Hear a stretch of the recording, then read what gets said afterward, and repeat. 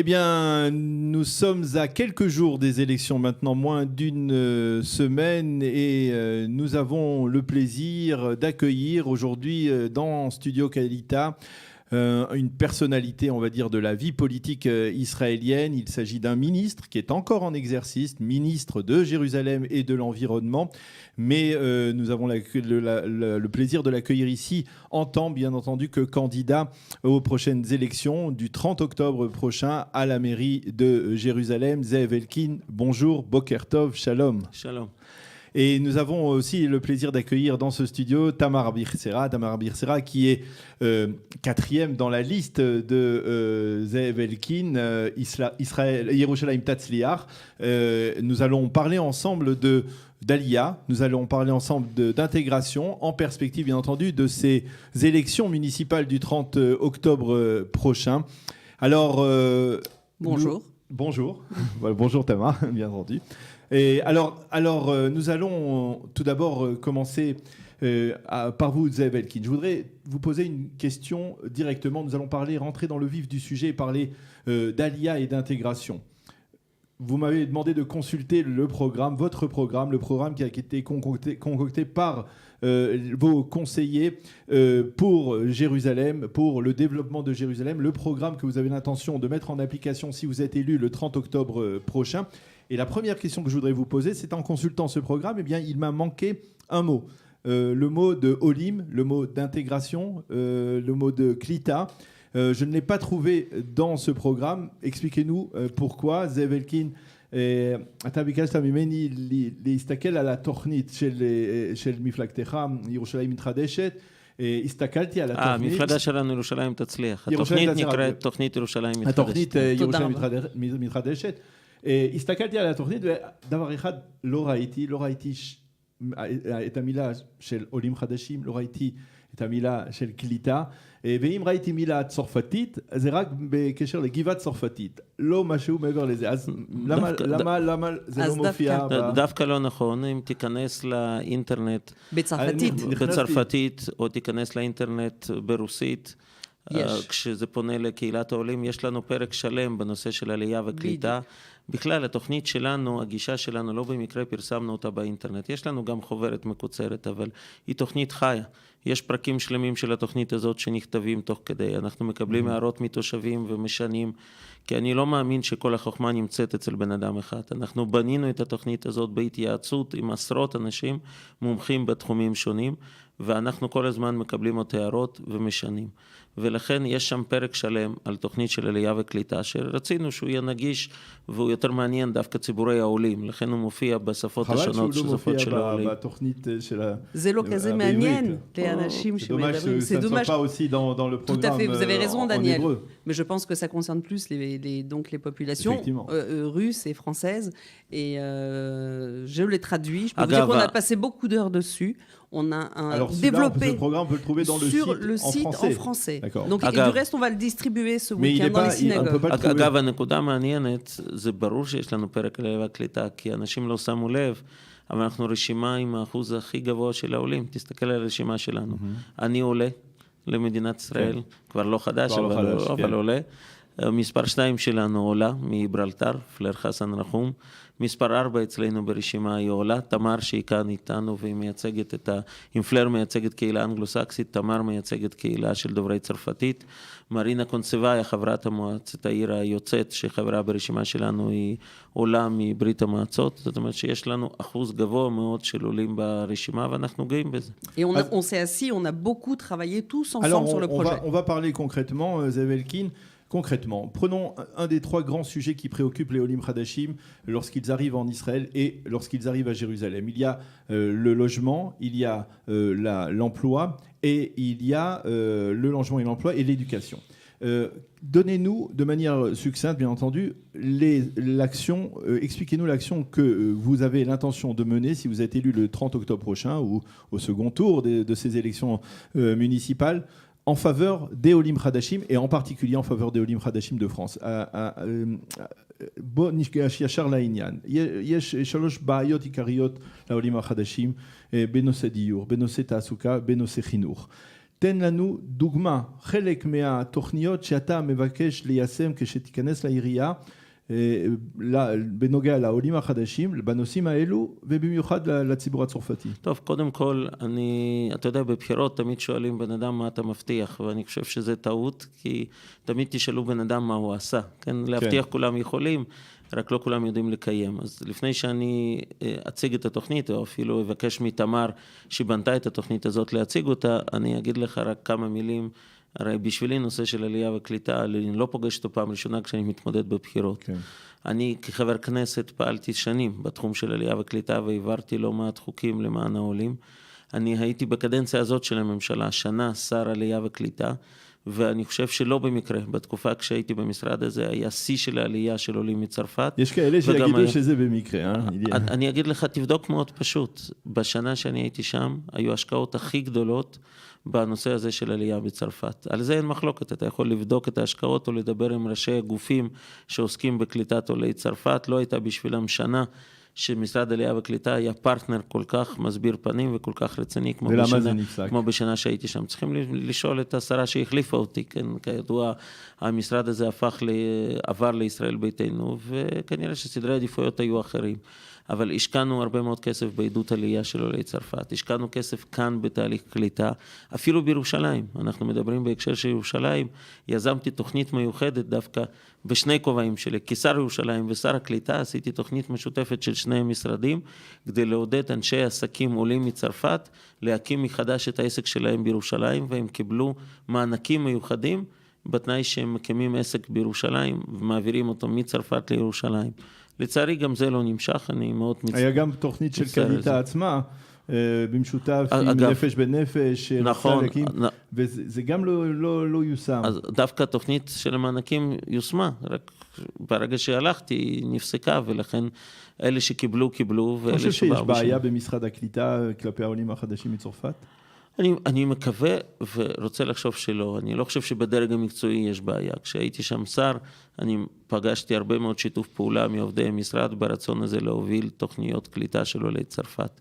למה זה נפסק אחרי שהלכתי? אין לי תשובות, לא אותי צריך לשאול, אבל אני דווקא מאוד גאה במה שעשיתי כשר עלייה וקליטה בתחום הזה, גם עידוד עלייה, ולכן לא במקרה היו כל כך הרבה עולים, השקענו בזה הרבה מאמץ, וגם בקליטה פה. אגב, חלק מהתפיסה אתה יודע שאומרים בציבור הצרפתי, ובחלק מהציבור הצרפתי, לא כולם, שבעצם משרד הקליטה זה הממלכה של העולים מרוסיה, זה קשור לעולים מרוסיה, אביגדור ליברמן מעניק את זה לסופה לנדבר, וזה תמיד ממלכה של עולים מרוסיה, והצרפתים שם די שמים אותם בצד, ולא מקבלים את היחס שמגיע להם. לא, למה דווקא כשאביגדור ליברמן מריץ את משה ליאון לראשות עיריית ירושלים, אז כן רוצים שצרפתים יצביעו להם בבחירות. אבל אני יכול לדבר על עצמי, לא על מדיניות של מפלגה אחרת. אצלי זה היה מאוד גבוה בסדר עדיפויות. אמנם אפשר אולי לטעון שזה בגלל הקשר האישי, כן, זה המאזינים שלנו מן הסתם לא יודעים, אבל אתה גם קשור לעלייה מצרפת. אני גם קשור, באופן מפתיע קשור לעלייה מצרפת, כי הבת הגדולה שלי נשואה עם בן של העלייה מצרפת, של עולה מצרפת, ולכן דווקא דוגמה מה שירושלים עושה, היא מחברת פה ציבורים של עולים מרוסיה עם עולים מצרפת, הילדים שלהם מתחתנים. אז יש לי הרבה קרובי משפחה חדשים, ובחתונה של הבת הגדולה שלי דיברו הרבה צרפתית, ולא במקרה. אבל התשובה האמיתית היא לא שם. כשאני שואל את זה בקשר למשרד הקליטה, אני מעתיק את השאלה בקשר לעירייה ודאי. אני מכיר את הטענה הזאת על משרד הקליטה, ואני חושב שבשנה כשהייתי אחראי על המשרד המצב היה שונה, וחלק מהמדיניות שאני ניסיתי להוביל, זה כמה שיותר לשתף פעולה עם הארגונים של עולי צרפת עצמם. אני תמיד חושב שלא נכון שיבוא מישהו מבחוץ ויכתיב לעולים מה נכון להם. ככה אני חשבתי לגבי עולים מרוסיה, וככה אני חושב גם לגבי עולים מצרפת, ולכן ביקשתי מארגונים שפעילים בתחומים השונים של עידוד עלייה וקליטת יהודי צרפת, להיות שותפים שלנו של המשרד. ביחד בנינו תוכניות, ביחד יישמנו תוכניות. אגב, היה יועץ מיוחד לנושא הזה של קליטת עולי צרפת במשרד, שלצערי גם הוא עזב. גם הוא עזב אחרי שאני עזבתי. אגב, בתקופה כשהייתי, היו הרבה מאמצים. יש הוכחות בשטח לא תמיד מתייחסים לעולים החדשים. אבל הנה אתה רואה שכשיש שר כמוני שמחויב, אז זה אחרת. בוא נגיד שבתקופה שלך הכל היה תקין, זה נותן תקווה לעולים החדשים מצרפת ולאנשים שמבקשים להיקלט בירושלים, אם תיבחר לראשות העירייה. מה תעשה תכלס אז הנה, פה אני מציע לעולים החדשים? Qu'est-ce que vous ferez si vous êtes élu, c'est-à-dire vous dites que vous avez agi de manière efficace lorsque vous étiez ministre de l'intégration, est-ce que vous agirez de la même manière lorsque vous serez maire de Jérusalem et comment concrètement allez-vous œuvrer pour améliorer la קליטה, l'intégration des עולים החדשים? דווקא בגלל התפיסה שלי שצריכים לתת לאנשים שבאים מקרב העולים לבנות את התוכניות הנכונות. בתחום של קליטת עולי מרוסיה ביקשתי מחברת מועצת עיר מרינה קונצבאי לבנות תוכנית, ובתחום של קליטת עולי צרפת ביקשתי מתמר אבוחצירא שהיא פה איתנו, שהייתה יועצת אגב בהתנדבות מוחלטת, לא קיבלה על זה שכר מעירייה. כל השנים האלה שניר ברקת כדי לעזור לעולי צרפת להיקלט בעירייה, ואני פוגש המון אנשים ברחובות של ירושלים כשאני מסתובב עם תמר, שאומרים ניגשים אלינו ואומרים לי, תמר, תודה רבה, עזרת לנו פה ועזרת לנו כאן. ולכן אני חשבתי שדווקא תמר כנציגת של עולי צרפת, חשוב מאוד שתהיה ברשימה שלנו במקום ריאלי. אגב, אנחנו אולי בין הבודדים, אם בכלל, ששמנו נציגה של קהילה של עולי צרפת במקום ריאלי, ולא רק קישוט שכולם מבינים שלא ייכנס. ולכן ביקשתי מתמר לבנות את התוכנית הזאת, ואני מציע לתת לה את הכבוד להציג אותה. On va rentrer dans le vif du sujet. Concrètement. Je veux juste rajouter une chose, c'est très important d'entendre que j'ai rencontré il y a très peu de temps le Rav Shalom Var, qui est quand même un acteur principal de l'Alia, puisqu'il s'occupe de l'Alia de groupe depuis de longues années.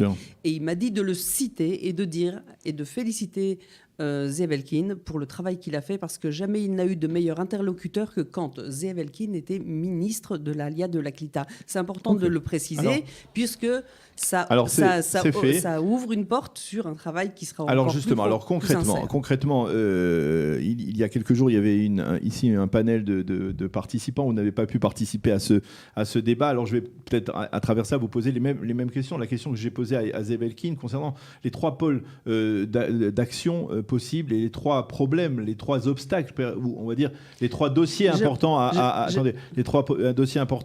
à traiter lorsque les Olim arrivent en Israël et qu'ils veulent être intégrés pleinement à la société israélienne et en particulier à la ville de Jérusalem, l'éducation, le logement, l'emploi.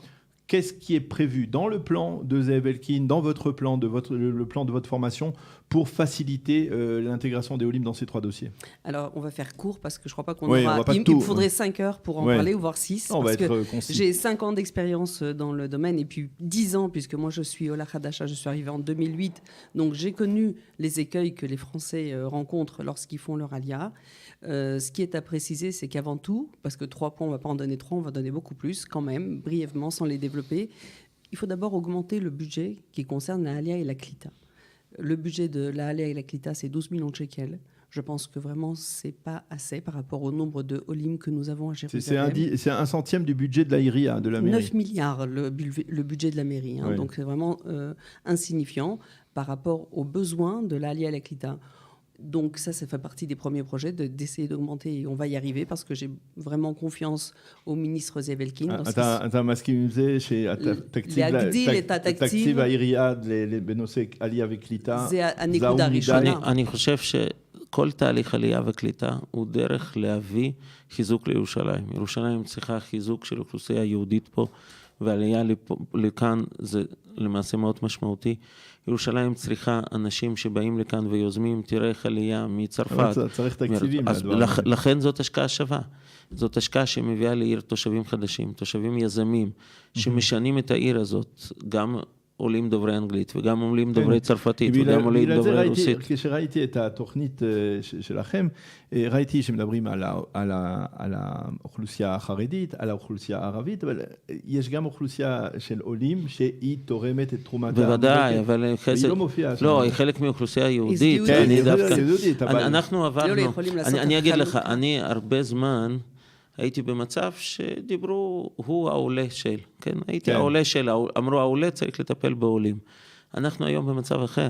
אנחנו היום במצב שעולים מובילים את המדינה, הם לא צריכים רק לטפל בנושאים של העולים. תסתכל עליי, אני עולה, אני שר בכיר בממשלת ישראל, אני הייתי בתפקידי מפתח הכי רגישים בפוליטיקה הישראלית. יש איזה תסכול אצל הצרפתים הצרפתים לא מגיעים לרמות האלה, לא של חבר כנסת, בקושי של חבר מועצה בעיר, לא של חבר כנסת, וכך אומר לא של שר. א', אני מאמין... אז נכון, יש פחות עולים מצרפת מאשר עולים מברית המועצות. א', אני מאמין שגם זה יקרה, זה לוקח זמן. גם לעלייה מברית המועצות זה לקח 20 שנה עד שהגיע לעמדות הבחירות האלה, אבל אין לי ספק שזה יקרה, כי יש הרבה אנשים מוכשרים עולים מצרפת שאני פוגש, ואגב, יש תחום אחד שבו בוודאי הם כבר הגיעו לעמדות המשפיעות. כשאני מסתכל על החיים הרוחניים בעיר הזאת, אני מסתכל על הרבנים הבולטים, אני רואה הרבה מאוד יוצאי צרפת. Ce sont les rabbins תסתכל על הרב אבינר, תסתכל על הרב שרקי, תסתכל על הרב בן ישי, רב צוקרמן, זה מאוד מאוד בולט, שהם הרבנים הבולטים היום של הציונות הדתית בירושלים. אגב, אני גאה שכולם תומכים בי כמועמד, כנראה שיש פה איזשהו משהו דבק שמחבר אותי לרבנים צרפתים, כבר מישהו צחק על זה שכל הרבנים צרפתים בעיר תומכים בי.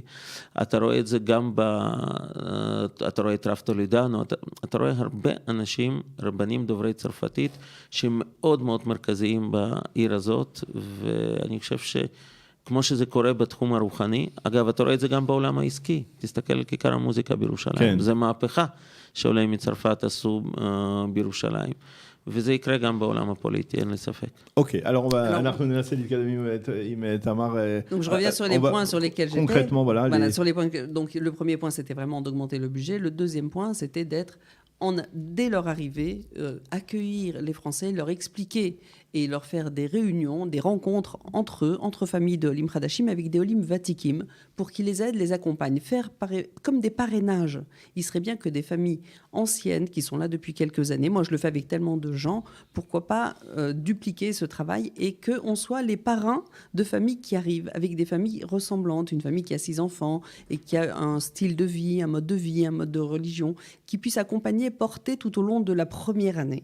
Donc ça, c'est aussi un projet que j'aimerais mettre en place, mais aussi continuer à développer, Daniel, essayer de développer les projets que j'ai commencés pendant 5 ans. Les projets de logement, d'éducation, c'est mais bien sûr, mais là, les projets de logement, non mais Daniel, le projet de logement, il concerne tous les Israéliens. Il ne concerne pas que les Français ou que les Olim Khadashim.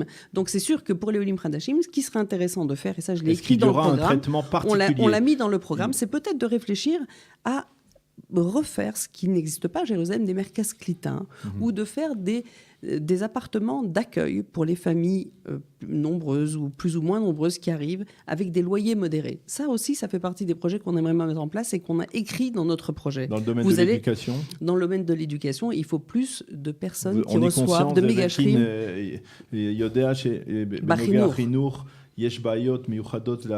Vous savez d'où il vient ? Vous savez d'où il vient le problème ? Moi, je vais vous dire d'où il vient. C'est que les Français ont un mode de vie et un mode de pratique religieuse qui ne retrouvent pas tellement ici. Et à un moment ici, ils doivent prendre une direction qui ressemble à rien avec celle qu'ils ont eue en France. En France, quand on est dans des écoles, que vous avez parlé de Maïmo, Yavne ou Lucien de Hirsch, on avait toute population, on avait des Chiloni, des Datiléomi et des Haredim dans les mêmes écoles. Ici, non, il faut choisir un autre derer.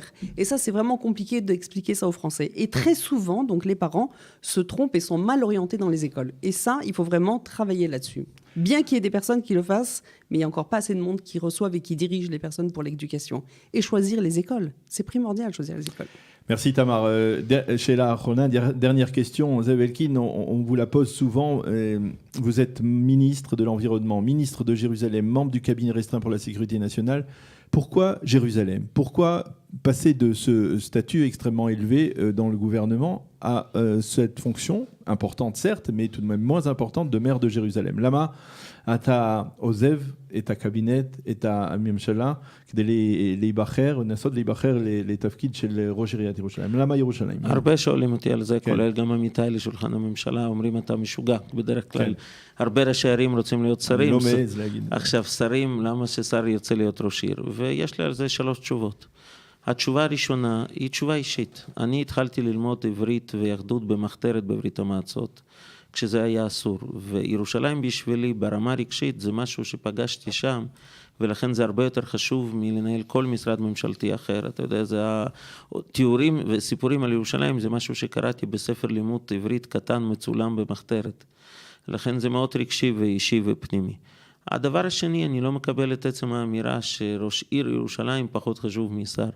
כשהבן שלי שואל אותי על זה, אני פתחתי לו את ברכת המזון, את הברכה השלישית, ואמרתי לו, תראה מה כתוב פה, בונה ירושלים, ירושלים עירך, לא כתוב פה משרד תחבורתך, משרד פנימייתך. והדבר השלישי זה ברמה שכלית, ושוחחתי על זה הרבה עם ראש ממשלה, שכמו שאתה יודע הוא תומך מאוד במועמדות שלי, והרבה דיברנו למה.